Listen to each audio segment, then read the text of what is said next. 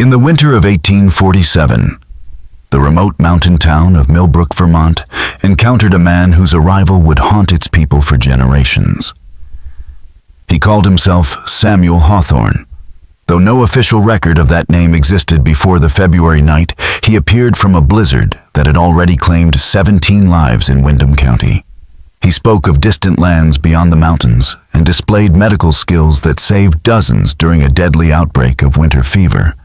But what the townspeople learned about him would shatter their faith in humanity and force them to face truths about survival that polite society preferred to ignore. For 170 years, the Millbrook Historical Society has kept hidden documents that reveal not just who Hawthorne really was, but what he had done to survive in the frozen peaks, and what he continued to do long after his rescue. His story is not simply about survival gone wrong, but about how civilization's collapse can turn men into monsters who hide behind the guise of saviors, quietly reshaping entire communities to fit their twisted philosophies. The winter of 1846-47 had been brutal. The town, nestled between the Green Mountains and home to barely 300 souls, was cut off for months by impassable mountain roads. Temperatures dropped so low, whiskey froze solid. The Connecticut River iced 4 feet thick. And even the hardiest locals admitted they had never seen anything like it. Food and medicine dwindled. Families huddled in wooden houses heated by what little firewood they could gather. The doctor's supplies were nearly gone, and whispers began of abandoning the settlement when spring came. Into this desperate isolation on February 18th, 1847, Hawthorne emerged from the storm. 14-year-old Timothy Prescott spotted him first. A lone figure moving through white chaos with impossible steadiness, as if following an invisible map. His clothing was made of strange materials unknown to the locals. His boots leaving deep patterned tracks no one recognized. Despite claiming days of exposure in a killing blizzard, he showed no frostbite and spoke in perfect but unplaceable English with an accent that seemed to borrow from many tongues. Tall, lean, with prematurely streaked dark hair and icy blue eyes that seemed to measure people like specimens, he carried a leather satchel made of the same odd, snow-repelling hide as his coat. Inside, he kept his medicines and tools of survival items that, like the man himself, would soon prove far more dangerous than they first appeared. The contents of Hawthorne's satchel would later become the source of Millbrook's darkest nightmares. But in those first desperate days, the townsfolk saw him as a gift from heaven. That first night, seated by the fire in the Millbrook Inn, with a mug of Mrs. Forrest's strongest coffee, Hawthorne wasted no time proving his worth. When young Sarah Thornbury began coughing violently, a worsening ailment that had Dr. Putnam worried about consumption, Hawthorne listened carefully, diagnosed smoke-induced respiratory infection, and produced a small vial of dark pine-scented liquid from his satchel. Mixed with warm water, just 3 drops silenced her cough within an hour, and by morning she was breathing freely for the first time in weeks. Word spread quickly, and by the next day, half the town was gathered outside the inn seeking his help. Within days, he had become Millbrook's unofficial second doctor. Dr. Putnam, though wary of anyone without formal credentials, was grudgingly impressed by Hawthorne's skill. He could diagnose at a glance, find medicinal plants buried beneath snow, and produce treatments that worked with eerie precision. When Sarah fell ill again, this time with symptoms Putnam feared were consumption, Hawthorne prepared a strange brew of roots and what he claimed was preserved mountain game, its sweet sickly scent undercut by something unpleasantly reminiscent of decay. Sarah recovered in 3 days, though she began complaining of vivid nightmares wandering endless white fields, while shadowy figures whispered in unknown tongues, luring her toward a sacred feast. Her grateful mother, Grace, insisted Hawthorne stay in their spare room, ignoring her husband's unease. Grace soon noticed peculiar habits. He slept only a few hours at a time, waking to sit motionless at the window staring into the snowy dark. He vanished for hours in the worst storms and returned with fresh meat despite hunters finding nothing all winter. The cuts were precise, the texture and color unfamiliar, and Dr. Putnam began to suspect they resembled human muscle tissue. When confronted, Hawthorne smiled and explained that in true wilderness survival, all meat is the same, and that what mattered was preparation and the spirit in which it was consumed. One morning, Grace found him polishing a silver locket while humming a strange, mournful tune. He claimed it belonged to a friend whose spirit travels with me always, but Grace recognized it. She had last seen it around the neck of Rebecca Henley, a woman who, along with her husband, had vanished in the mountains the previous autumn, never to be found. Grace had always admired Rebecca Henley's silver locket during the Henleys' supply visits, but now it sat in the hands of a man whose presence was casting a long, cold shadow over her home. The Thornberrys began feeling an unshakable unease about the stranger upstairs. At night, faint noises drifted down from his room, soft scraping sounds like small tools at work, sometimes broken by what might have been muffled sobs. Too deliberate to be the wind or settling wood, the patterns hinted at hidden activity. When Thomas finally asked, Hawthorne explained he was crafting maps to guide him home in spring and journals to record his wisdom from living among them. He even showed Thomas some of these maps, drawn on what looked like treated animal hide and covered in strange symbols no one in Millbrook could read.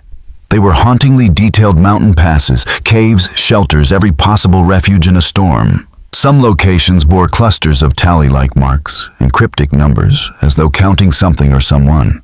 Dr. Putnam, whose skepticism had hardened into suspicion, began a meticulous record of Hawthorne's methods and their effects. He noticed a troubling pattern: Hawthorne's treatments cured illnesses quickly. But over time, patients changed.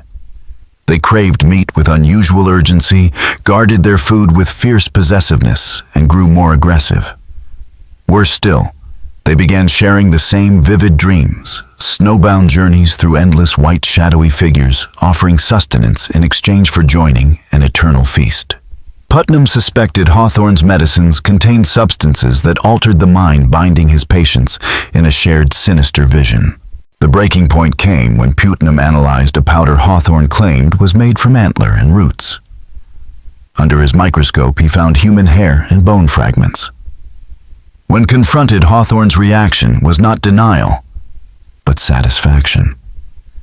With a glint of admiration, he told Putnam that the greatest medicines were made from the ultimate source of life, human beings themselves. In his homeland, he said, human tissue was sacred. Its consumption a way to heal, strengthen, and create bonds deeper than any Christian rite. Putnam felt the weight of the revelation Hawthorne was feeding the town. Human remains reshaping their minds to accept cannibalism not as desperation, but as a natural, even holy act. The nightmares, the cravings, the changes in behavior were all part of a calculated ritual. As winter edged into March, Hawthorne's cures and influence only grew, and so did the shadow of dread over Millbrook. Dr. Putnam's notes became both a medical log and a quiet record of a community being transformed under the guise of healing. Hawthorne's medical kit was unlike anything Dr. Putnam had seen in Boston or in any medical text. The scalpels had strange curved blades that looked more suited to carving meat than performing delicate operations. The small saws had teeth arranged in unsettling patterns, clearly meant for cutting bone. Bottles filled with powders and liquids gave off unfamiliar, almost alien odors. Whenever Putnam pressed to study them, hoping to learn something that might help his own patients, Hawthorne would dodge the request with talk of family secrets and sacred knowledge that would lose its power if revealed to the uninitiated. The truth began to unravel when young Timothy Prescott, the boy who'd first spotted Hawthorne in the blizzard, made a discovery that would strip away every illusion about the stranger's purpose in Millbrook. Exploring the snowbound woods behind the Thornberry house, Timothy stumbled upon what he thought was an animal den, or perhaps the mouth of an old collapsed mine shaft. Concealed by fallen logs and heavy drifts, the opening was nearly invisible unless viewed from the perfect angle. Clearing some of the snow, Timothy found a narrow passage leading into a chamber carved into the hillside. It wasn't an abandoned shelter. It was a cache, carefully built to preserve supplies. The walls were lined with strange hide like Hawthorne's coat, and inside were bundles that made the boy's stomach turn. There were clothes, men's shirts, women's dresses, children's winter coats, neatly folded but damaged, as if cut from their owners' bodies. Dark stains still marred some of the fabric. The styles came from different regions, and years proof this wasn't the result of a single accident or tragedy. Alongside them were personal treasures, wedding rings, pocket watches, toys, prayer books, jewelry items no one would abandon willingly, all cleaned and arranged as though part of a private collection. But worst of all were the sketches. Wrapped in oiled cloth, they depicted human anatomy, with chilling precision not for healing, but for butchery. Diagrams marked optimal cutting points, methods for preserving meat in winter, and preparation techniques for consumption. Mixed in were similar diagrams for deer, elk, and bear, blurring the line between man and animal.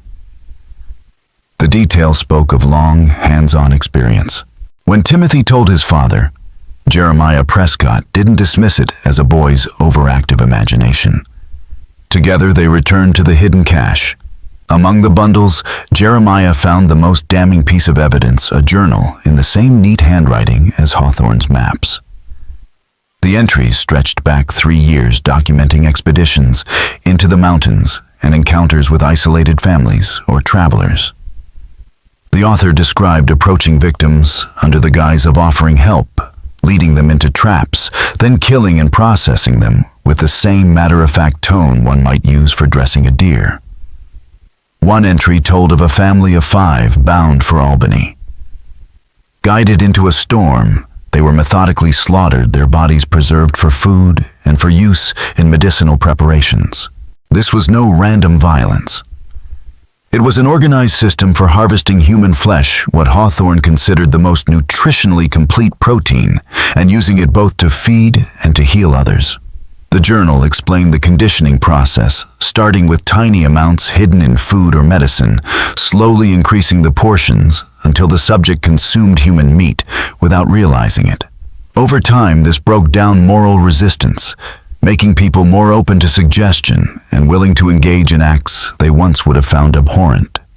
In previous communities, the author had used this to create accomplices, ordinary people transformed into willing participants in murder and consumption. As Jeremiah reached the final pages, the reality hit with icy clarity. Everything described was already happening in Millbrook. Hawthorne wasn't just feeding the townspeople human flesh. He was reshaping them into a community that would help him continue the killings. Jeremiah Prescott, clutching the evidence that damned Samuel Hawthorne, felt the crushing weight of an impossible choice.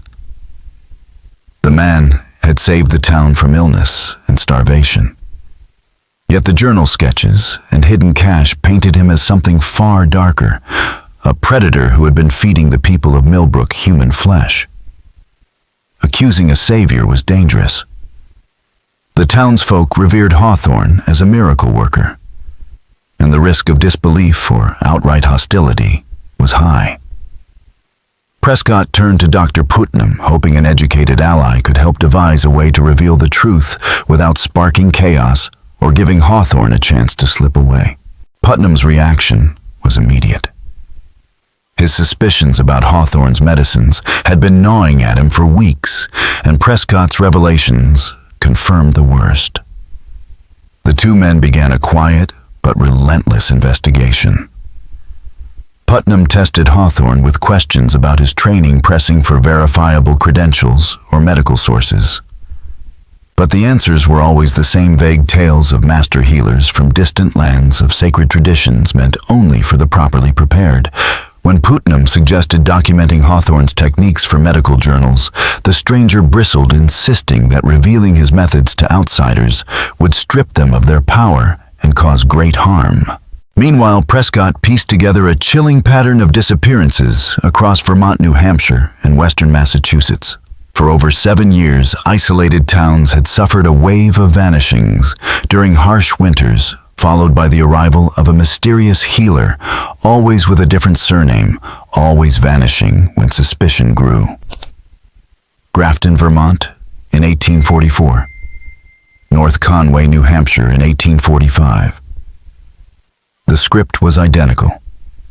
Crisis miraculous cures, the slow introduction of strange practices, and then either an entire community brought into the fold, or the silent removal of witnesses. Putnam's own analysis of Hawthorne's medicines confirmed the horror. They contained tissue from multiple human individuals and chemical compounds that created dependency, not just physical, but psychological. The treatments didn't merely cure. They conditioned the patient, making them crave further masses and weakening their moral resistance. When confronted, Hawthorne didn't deny it. Instead, he spoke with the calm authority of a man who believed himself the keeper of a greater truth.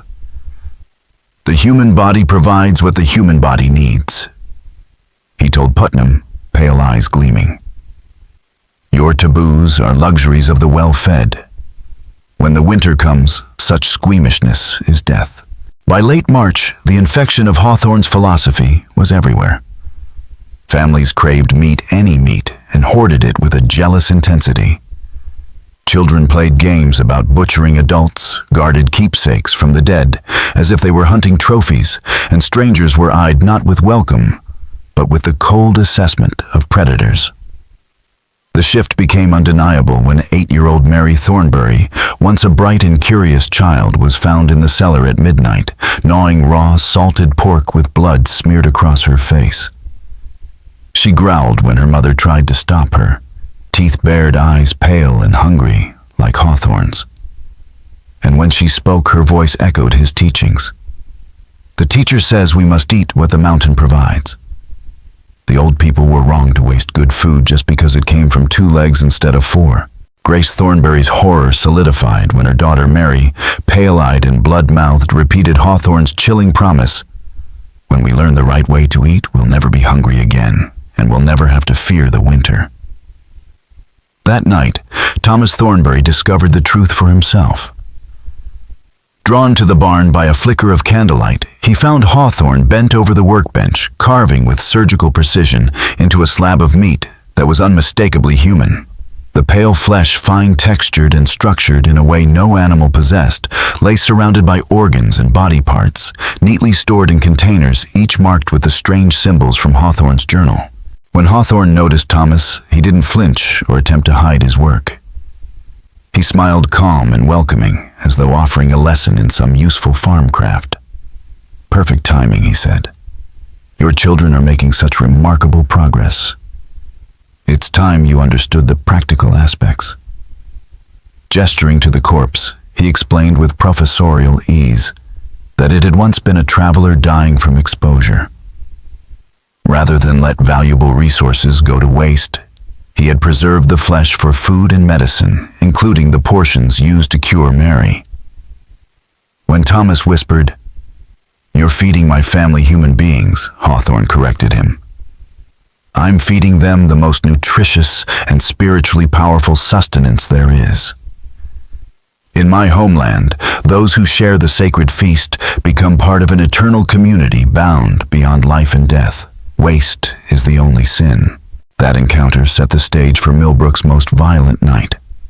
By March 15, 1847, Dr. Putnam and Jeremiah Prescott had collected enough evidence and witnessed enough horror to convince Reverend Greenfield Thomas Thornbury and a handful of others that Hawthorne had to be stopped.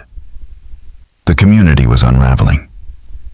More residents displayed the glassy-eyed hunger of Hawthorne's converts. Children disappeared for hours and returned with blood on their clothes, and grisly remains were found, hidden in barns and cellars. The plan was to arrest him quietly and search his possessions for proof to present to federal authorities. But Hawthorne had been watching. When the 6 men approached the Thornbury home that night, Putnam, Prescott, Greenfield, Thornbury innkeeper Joshua Forresque and Constable Marcus Hartwell. They were met with an eerie stillness.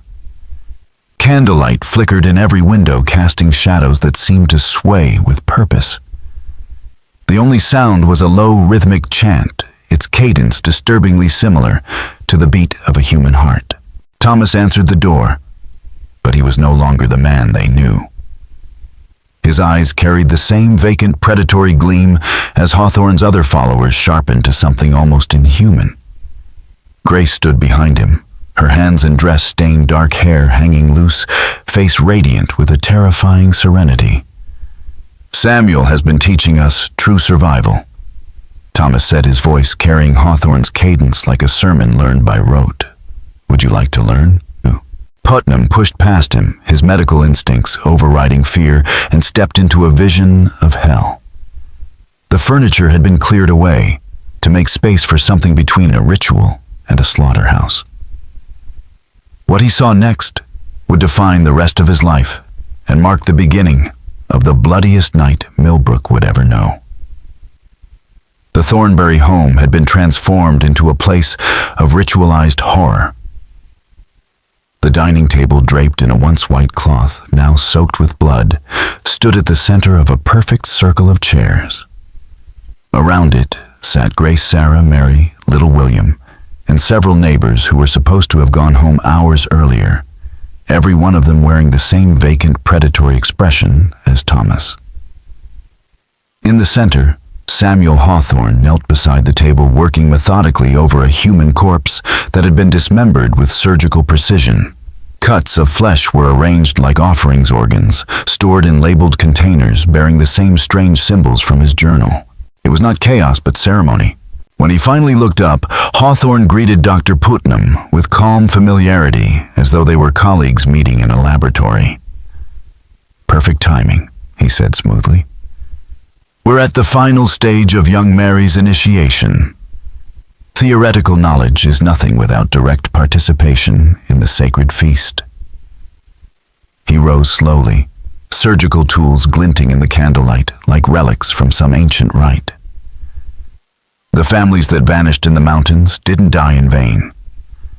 They became part of something greater, resources used more wisely than they could have managed themselves. Putnam could barely speak. "You've been drugging them, conditioning them." Hawthorne's voice shifted into the fervor of a preacher before his flock. "I've been teaching them truth. The truth your society denies, that survival belongs to the strong waste, is the only sin, and the human body is the perfect sustenance for human life. In my homeland, we learned that fellowship demands sacrifice. The many sustain the few capable of leading them through the darkest times." Reverend Greenfield, breaking his stunned silence, accused him of murder, cannibalism, and turning the townspeople into monsters. Hawthorne laughed, a sound colder than madness, a laugh of pity for those who didn't understand. "Monsters, look at them. They're healthier than they've been all winter, their families united in purpose. I've given them more than your hollow promises of heaven. I've given them the means to survive anything." What followed was instant and brutal. Hawthorne's converts surged forward with the precision of a hunting pack.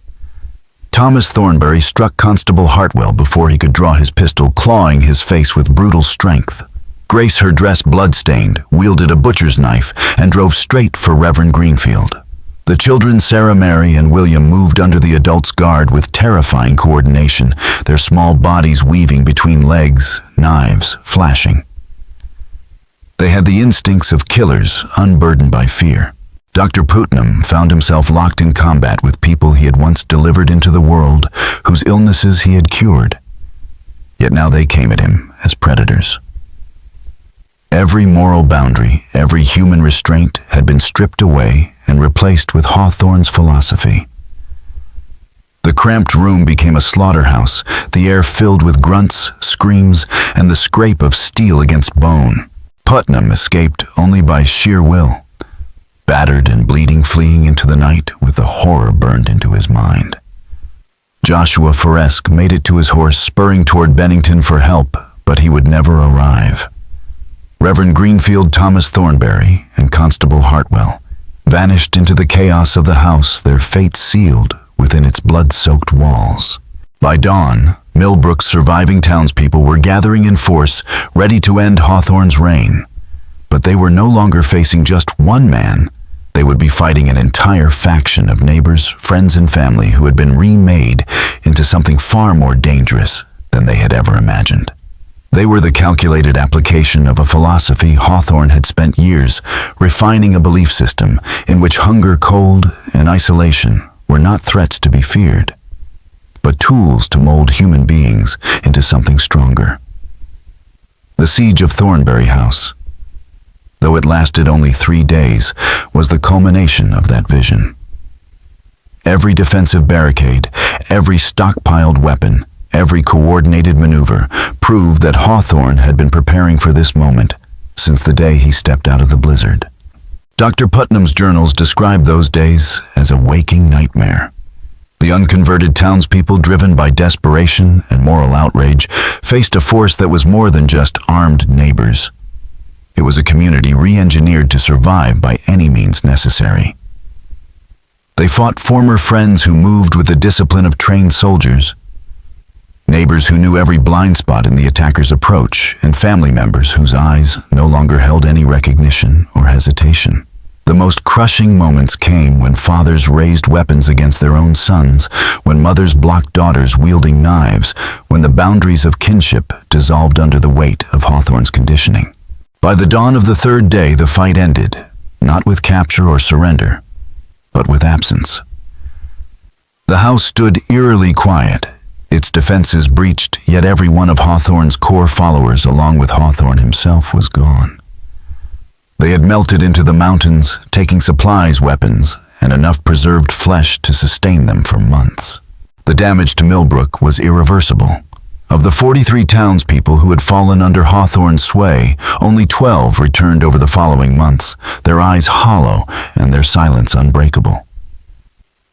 They refused to speak of what had happened in the mountains, and their return did nothing to ease suspicion.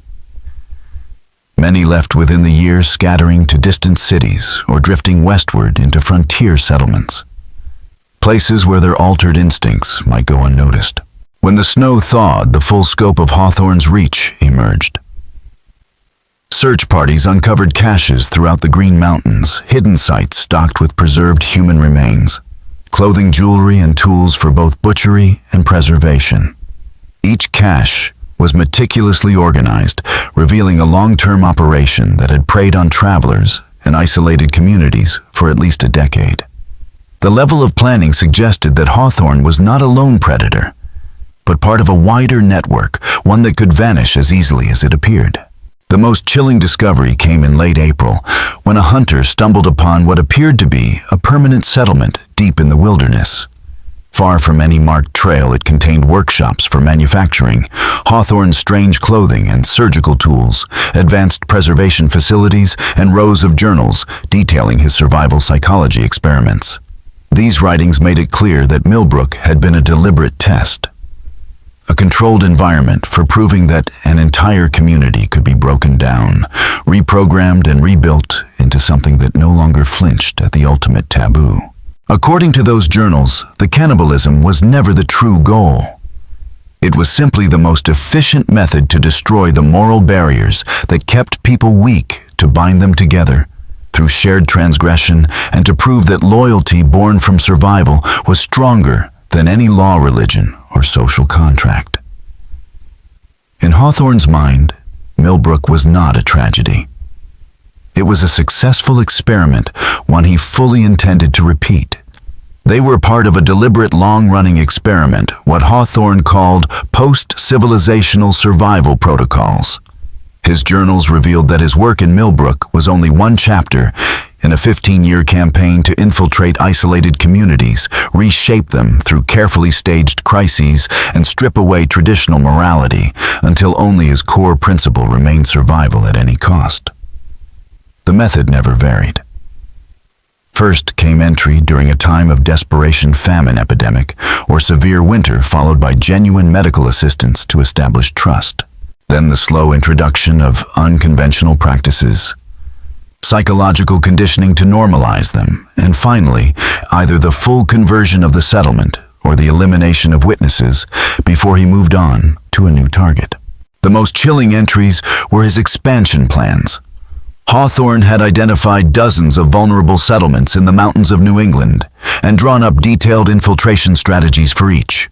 His ultimate vision was a network of interlinked cannibalistic communities, self-sufficient, mutually supportive, and bound together by shared transgression, capable of surviving not just seasonal hardship, but total societal collapse.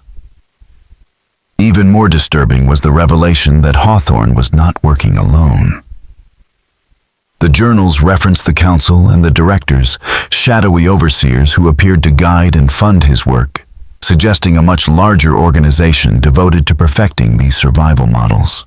Despite intensive efforts by local authorities, federal marshals, and even military units, Hawthorne was never captured after vanishing from Millbrook. Rumors about his fate spread quickly. Some claimed he died in the wilderness without his network, and others that he simply moved on to new territory. Evidence soon suggested the latter. In 1851, a man matching his description appeared in northern Maine, arriving during a harsh winter to offer medical aid and survival advice. 3 years later, reports came from rural New Hampshire of a pale-eyed healer who spoke of the old ways and whose methods mirrored those used in Millbrook. The last confirmed sighting came in 1859 in a remote mining camp in northern Michigan. That winter conditions were so severe that several miners had already died before a stranger appeared claiming to be from lands beyond the great forests. His medicines worked miracles, his preservation techniques kept the camp supplied, and his leadership held morale together through months when the temperature never rose above zero. When spring finally brought the supply wagons, Hawthorne was gone, along with 12 miners who would never be seen again. Company records uncovered decades later revealed unsettling details. Despite the newcomer's survival, the camp was found in a state of unnatural order. Living quarters stripped of personal mementos, meat stores filled with cuts that did not match any known local game, and tools arranged with almost ceremonial precision. It was as if the camp itself had been remade in his image before he vanished, leaving nothing behind but silence and absence.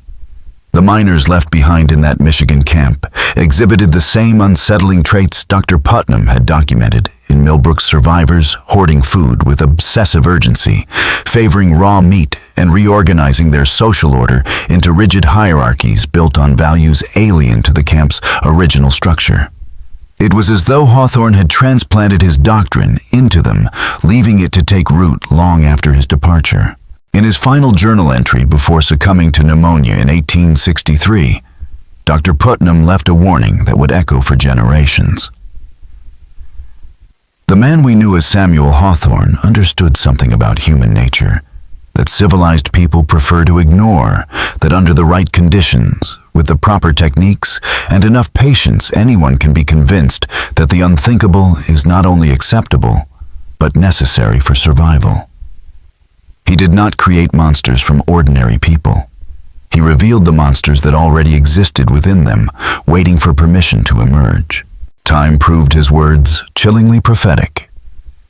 Barely 14 years after Millbrook, the American Civil War would showcase countless examples of ordinary citizens committing atrocities unimaginable in peacetime.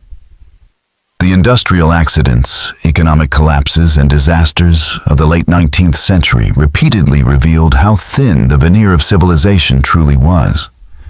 How quickly human communities could fracture into ruthless competition when survival became the only priority. Modern psychology has since validated many of Putnam's observations. Research into cult indoctrination, military conditioning, and survivalist group dynamics identifies the same core methods Hawthorne used: the gradual introduction of extreme concepts fostering dependency on the leader, isolating followers from dissenting perspectives, and dismantling moral barriers through a series of small, seemingly reasonable steps.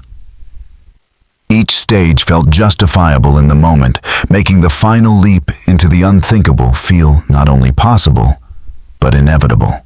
The case of Samuel Hawthorne remains one of the most haunting examples of systematic psychological manipulation in American history.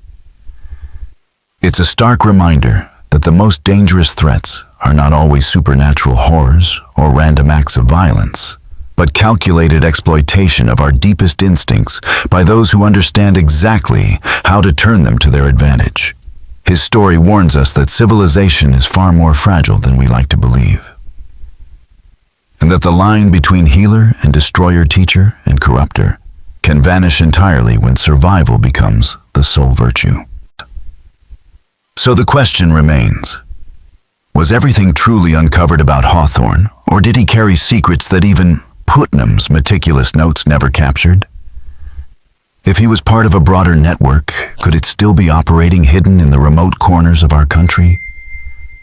And if so, how many communities might already be living by the old ways without the rest of the world ever knowing?